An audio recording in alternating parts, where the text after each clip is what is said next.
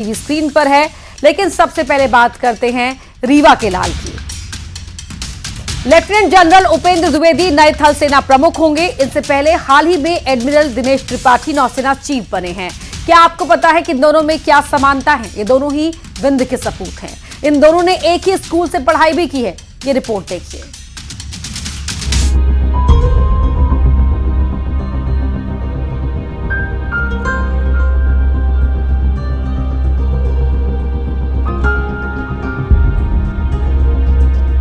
विंध्य की धरती वीरों की जननी है। एक बार फिर इस धरती से वो लाल निकला है जो संभालेगा पूरे देश की सुरक्षा की कमान, जो होगा इंडियन आर्मी का नया कप्तान। रीवा के रहने वाले लेफ्टिनेंट जनरल उपेंद्र द्विवेदी नए सेना प्रमुख होंगे। वे मौजूदा सेना प्रमुख जनरल मनोज पांडे की जगह लेंगे। लेफ्टिनेंट जनरल उपेंद्र द्विवेदी 30 जून को सेना प्रमुख के रूप में पदभार संभालेंगे। इससे पहले लेफ्टिनेंट जनरल उपेंद्र द्विवेदी सेना के vice chief northern army commander, DG infantry और सेना में कई अन्य कमांड के प्रमुख के रूप में देश की सेवा कर चुके हैं। लेफ्टिनेंट जनरल द्विवेदी फिलहाल vice chief of army staff के पद पर कार्यरत हैं। टेक्नोलॉजी के इस्तेमाल को लेकर उत्साही लेफ्टिनेंट जनरल द्विवेदी ने नॉर्दर्न कमांड में सभी रैंकों की टेक्निकल बाउंड्रीज को बढ़ाने की दिशा में काम किया। उन्होंने big data analytics, AI, quantum और ब्लॉकचेन बेस्ड समाधानों जैसी टेक्नोलॉजी को बढ़ावा दिया। लेफ्टिनेंट जनरल उपेंद्र द्विवेदी के नए सेना प्रमुख बनने पर उनके बड़े भाई पीसी द्विवेदी बेहद खुश हैं। उन्हीं की देखरेख में उन्होंने शिक्षा ग्रहण की थी। लेफ्टिनेंट जनरल उपेंद्र द्विवेदी मूल रूप से रीवा के गढ़ उड़िया गांव के निवासी हैं और अब रीवा शहर में उनका मकान है। पीसी द्विवेदी रीवा के मेडिकल कॉलेज के डीन पद से रिटायर्ड हो चुके हैं। उनका कहना है कि उपेंद्र शुरू से अनुशासित थे और सेना के प्रति लगाव था। इसी लगाव और अनुशासन की वजह से वे इस पद तक पहुंचे हैं। विंध्य वासियों के लिए ये गौरव का क्षण है। लेफ्टिनेंट जनरल उपेंद्र द्विवेदी नए सेना प्रमुख बनाए गए हैं। हाल ही में नौसेना अध्यक्ष बने एडमिरल दिनेश त्रिपाठी भी विंध्य के सतना के रहने वाले हैं। लेफ्टिनेंट जनरल उपेंद्र द्विवेदी और एडमिरल दिनेश त्रिपाठी रीवा के सैनिक स्कूल के क्लासमेट थे। इन्होंने एक साथ सैनिक स्कूल में 5वीं से 12वीं तक की शिक्षा ली। सैनिक स्कूल के प्रिंसिपल इस उपलब्धि पर खुश हैं।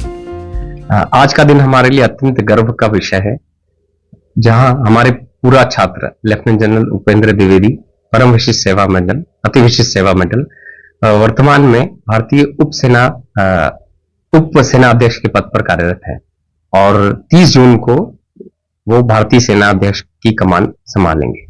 सैनिक स्कूल इतिहास के अवसर में यह पहली बार है जब भारतीय नौसेना के अध्यक्ष और भारतीय थल सेना के अध्यक्ष दोनों ही सैनिक स्कूल रीवा के पूरा छात्र हैं। यह सैनिक स्कूल रीवा के परिवार, सैनिक स्कूल रीवा के सभी छात्र, सभी कैडेट्स और सभी लोगों के लिए अत्यंत गौरव का विषय है। एक ही सैनिक स्कूल से पढ़े 2 छात्र देश की थल सेना और नौसेना की कमान संभाल रहे हैं। स्कूल के लिए इससे ज्यादा गर्व की बात क्या हो सकती है? इन सपूतों पर विंध्य को भी गर्व है। विंध्य के इन बेटों ने कमाल किया है। शिवेंद्र सिंह बघेल, न्यूज़ 18 रीवा। एसडीएम बनने के बाद पति को छोड़ने वाली ज्योति मौर्य को तो जानते ही होंगे आप। ऐसा ही एक मामला छत्तीसगढ़ में भी सामने आया है। अंबिकापुर में एक महिला ने सरकारी नौकरी मिलने पर अपने पति को छोड़ दिया, बच्चे को छोड़ दिया। अब पति अपनी पत्नी पर फर्जीवाड़ा कर नौकरी हासिल करने का आरोप लगा रहा है।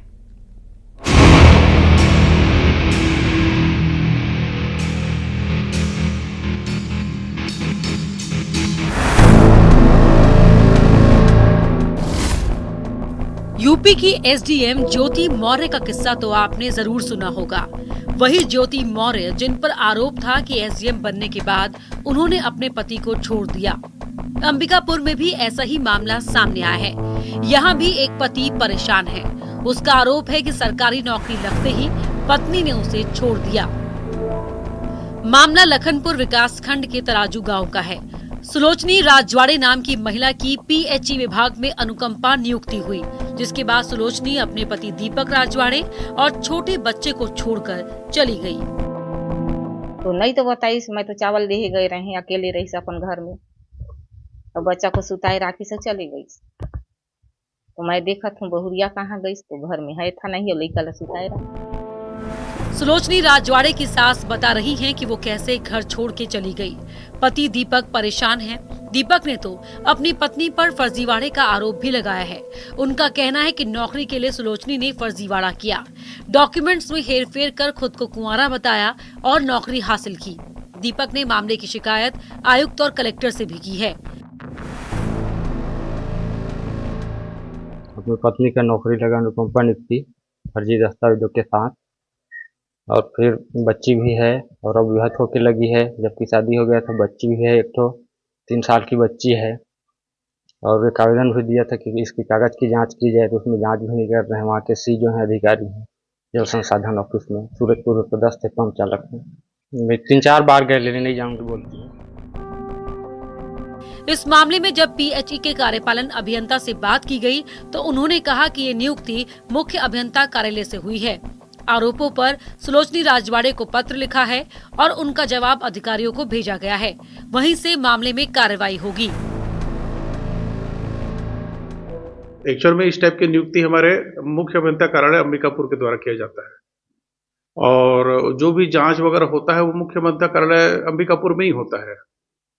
और इस संबंध में सुलोचनी राजवाड़े को पत्र लिखा गया और उनका पक्ष जाना गया, और उनके द्वारा जो जानकारी दिया गया है वो हमने कलेक्टर साहब को, AC साहब को और मुख्य अभियंता कार्यालय को प्रेषित कर दिया गया। सुलोचनी राजवाड़े ने नौकरी के लिए फर्जीवाड़ा किया या नहीं, इसकी पड़ताल की जा रही है। SDM ज्योति मौर्य की तरह ही सुलोचनी भी सुर्खियों में है। नौकरी मिलने के बाद सुलोचनी पर भी पति और बच्चों को छोड़ने का आरोप है। सुलोचनी ने ऐसा क्यों किया, इसका जवाब तो वही दे पाएंगी।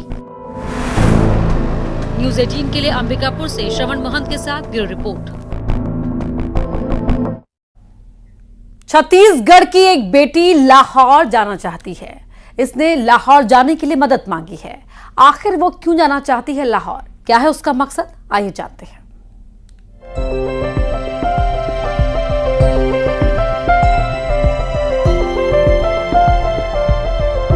ये मेडल्स, ये ट्रॉफियां छत्तीसगढ़ की एक बेटी ने जीती हैं। लेकिन अब ये बेटी कह रही है कि ये सारे मेडल ले लो, लेकिन मुझे लाहौर जाने दो।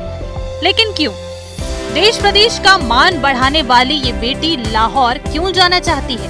इस सवाल का जवाब जानने से पहले आप ये जानिए कि ये बेटी है कौन। जांजगीर चांपा की रहने वाली मुस्कान रात्रे मिक्स्ड मार्शल आर्ट की प्रतिभाशाली खिलाड़ी है।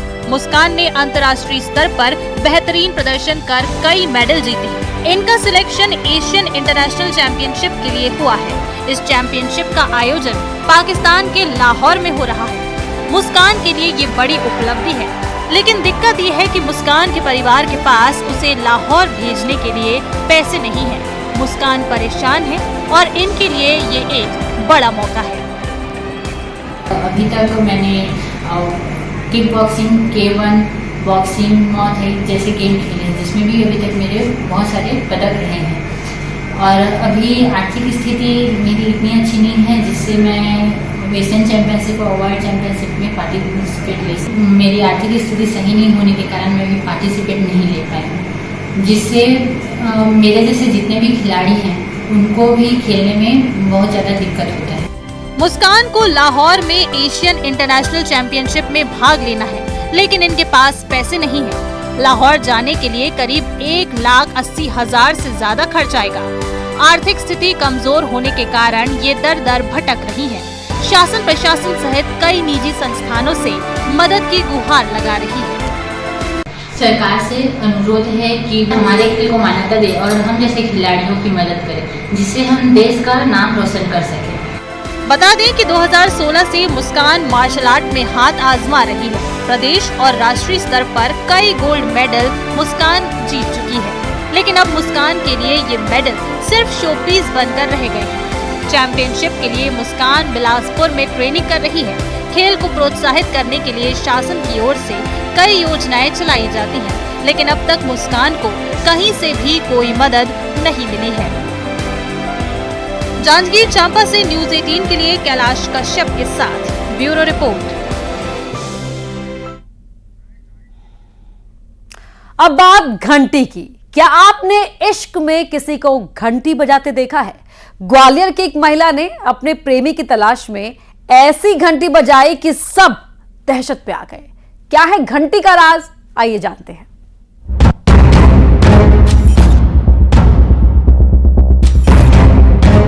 इश्क में इंसान क्या क्या नहीं करता, लेकिन इस महिला ने जो किया वो शायद ही किसी ने किया होगा।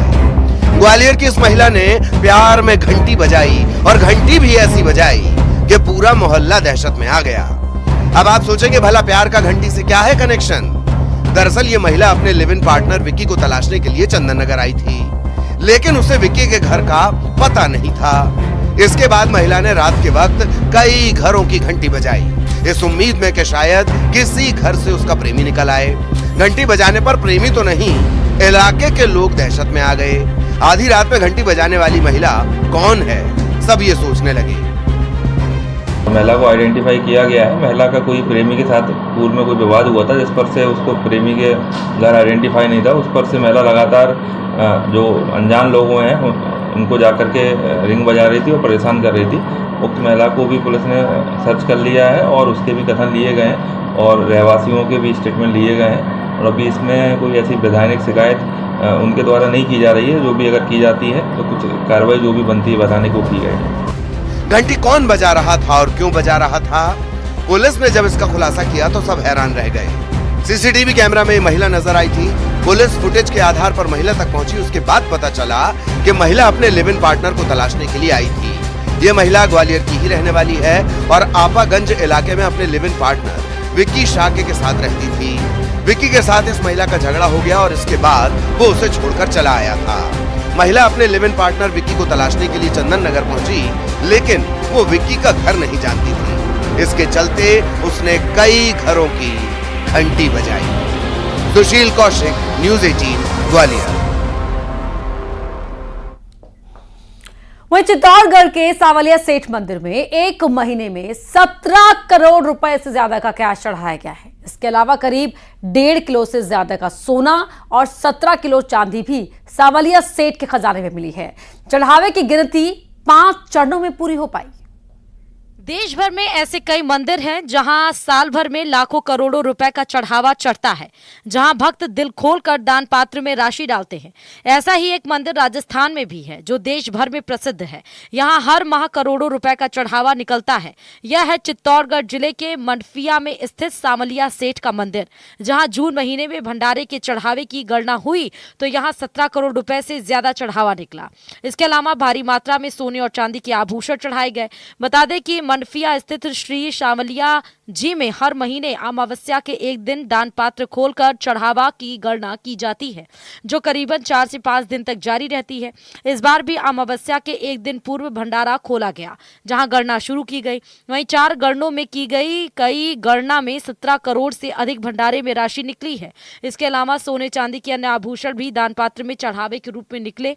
वहीं इस बार एक भक्त ने 15 सोने के बिस्किट सावलिया सेठ को चढ़ाए हैं, जो चर्चा का विषय रहा है।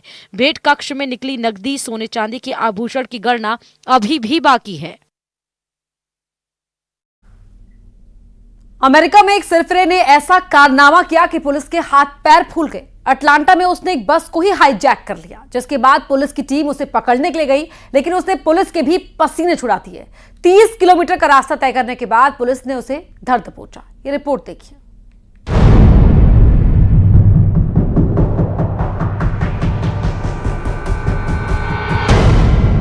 हाईवे पर एक बस दौड़े जा रही है। बस के आगे पुलिस की एक कार है तो पीछे काफिले में पुलिस की कई गाड़ियां उसका लगातार पीछा कर रही हैं।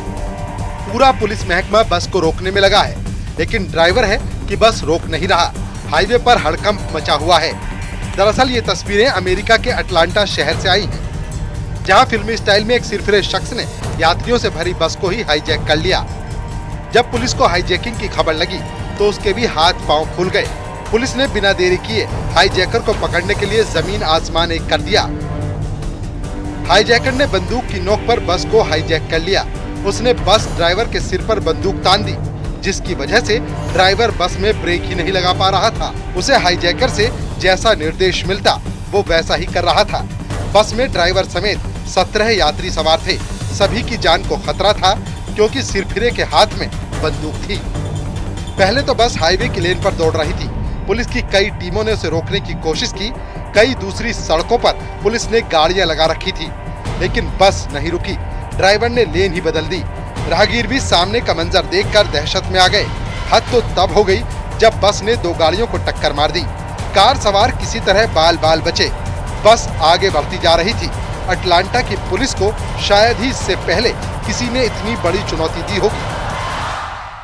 बीच सड़क पर चोर पुलिस का ये खेल काफी देर तक चलता रहा। आगे बस दौड़ रही थी और पीछे पुलिस की दर्जनों गाड़ियां। इतना ही नहीं, हेलीकॉप्टर से भी बस की निगरानी हो रही थी। आसमान में हेलीकॉप्टर को उतारा गया। पुलिस से घिरता देख हाईजैकर ने बस में फायरिंग कर दी। बस 30 किलोमीटर दूर भाग चुकी थी। तब जाकर कड़ी मशक्कत के बाद पुलिस उसे दबोचने में कामयाब रही। पुलिस ने बस को घेर लिया और बंधक बने यात्रियों को आजाद करवाया। हाईजैकर को गिरफ्तार कर पुलिस ने दम लिया। फायरिंग में एक शख्स गंभीर रूप से जख्मी हो गया। बाद में पुलिस उसे अस्पताल ले गई, जहां उसकी मौत हो गई। पुलिस मामले की जांच पड़ताल कर रही है। पुलिस के मुताबिक 39 साल के आरोपी को पहले भी 19 बार गिरफ्तार किया जा चुका है। वो स्टोन माउंटेन का रहने वाला है। Bureau report, news 18। Andhra Pradesh में शपथ ग्रहण समारोह के दौरान प्रधानमंत्री मोदी ने सभी का दिल जीत लिया। हम ऐसा क्यों कह रहे हैं, आप खुद देखिए।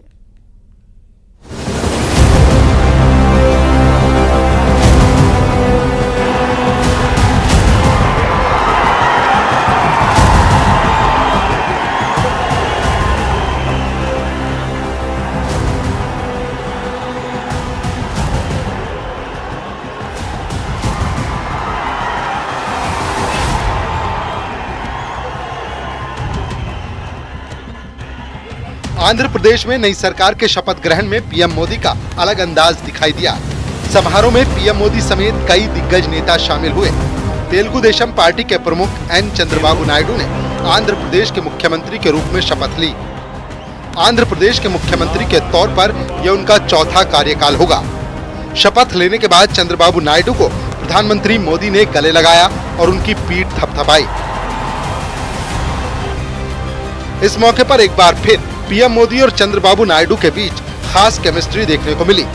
बाद में प्रधानमंत्री अभिनेता चिरंजीवी और पवन कल्याण का हाथ पकड़कर मंच पर आए और लोगों का अभिवादन किया। पीएम मोदी ने दोनों को गले लगा लिया। इस दौरान जमकर तालियां बजी।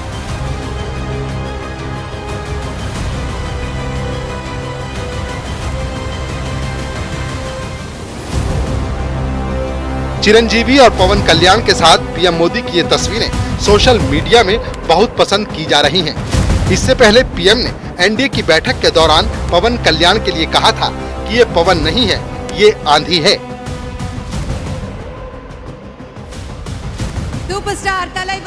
इस मौके पर पीएम मोदी ने मंच पर सुपरस्टार रजनीकांत के साथ बेहद गर्मजोशी के साथ मुलाकात की और उनकी पत्नी लता के साथ भी बातचीत की।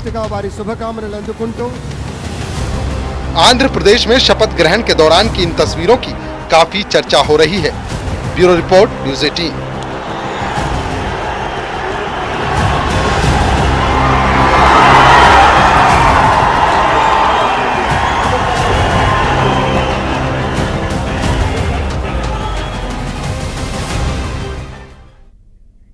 यहां रुक रहे एक छोटे से ब्रेक के लिए।